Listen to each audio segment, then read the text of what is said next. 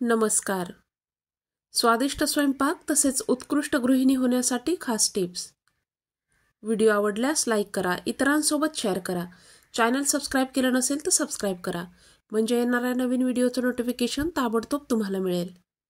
Tip number 1.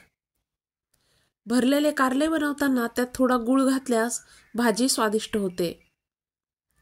Tip number 2. सावळ्या रंगाच्या लोकांनी कच्च्या दुधाचे सेवन केल्यास रंग उजळतो. Tip number 3. केळ्याची साल फेकून न देता चेहऱ्यावर मालिश केल्यास चेहऱ्यावर चमक येते. तसेच केळे कुस्करून चेहऱ्यावर लावल्यास चेहऱ्यावरील खड्डे हळूहळू भरतात. Tip number 4. झोपताना अचानक चक्कर आली तर एक पाय जमिनीवर ठेवा, चक्कर येणे बंद होईल. Tip number 5.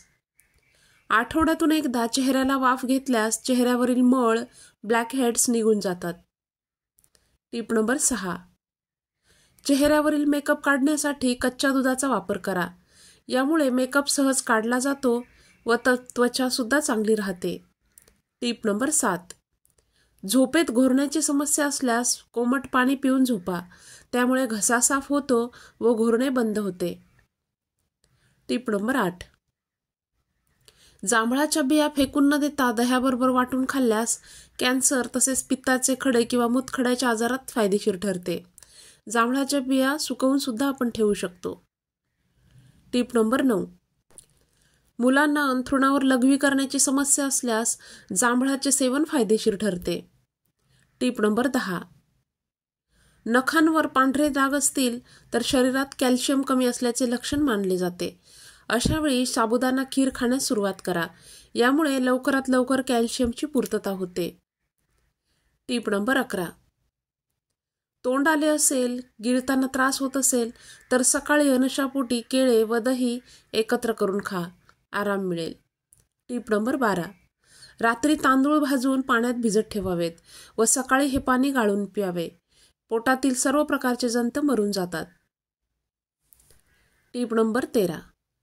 ज्या लोकांना वरचेवर सुका खोकला येतो अशा लोकांनी 2-4 काळी मिरी व ज्येष्ठ मध यांची बारीक पावडर करून दररोज घेतल्यास सुक्या खोकल्यामध्ये आराम मिळतो. Tip number 14.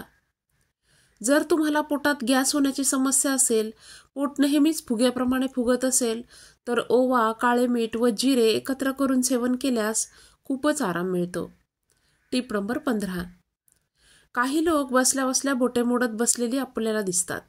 लहान मुलांसमोर असे केल्यास मोठ्यांचे अनुकरण ते लगेच करतात. हे करणे धोक्याचे ठरू शकते. बोटे मोडल्यामुळे हाडांचे दुखणे होऊ शकते. बोटे व गुडघ्यांच्या सांध्यात फ्लूइड लिक्विड असते, ज्यामुळे हाडे जोडलेली असतात. बोटे मोडल्यामुळे हे लिक्विड घासले जाते व त्यामुळे त्याला इजा होते व त्यामुळेच हे लिक्विड कमी होऊ लागते व हाडांचे दुखणे यामुळे होऊ शकते.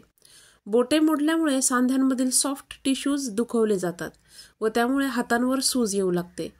कॅल्शियम, व्हिटॅमिन सी, आयर्न भरपूर असणारे पदार्थ सेवन केल्यास बोटे मोडण्याची ही सवय सुटते. मैत्रिणींनो, आता तुमचा निरोप घेते. पुन्हा भेटूयात. धन्यवाद.